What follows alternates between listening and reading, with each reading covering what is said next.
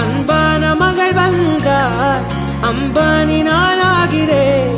இந்த இன்ப மகாராஜ பெற்ற புது ரோஜ எலிசபெத் ராணியின் பேத்தியே. தாயே தாயே மகளன வந்தாய், தந்தை சிந்தை நலமுற வந்தாய். நீயே லோகம் என்று ஆனாய் பெண்ணே, என்னை ஆளும் தெய்வம் நீதான் கண்ணே.